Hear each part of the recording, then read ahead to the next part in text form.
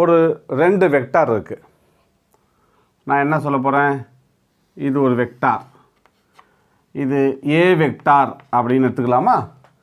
இதோட மேக்னட்யூட் நான் என்னென்னு எடுத்துக்க போகிறேன், நமக்கு முன்னாடியே பார்த்துருக்கோம் இந்த டாப்பிக்கு.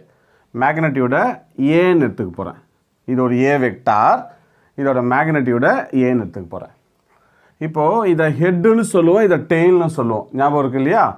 இப்போது இதோட டெய்லு ஹெட்டு, இந்த ஹெட்டு கூட இன்னொரு வெக்டாரோட டெய்லை கனெக்ட் பண்ண போகிறேன்.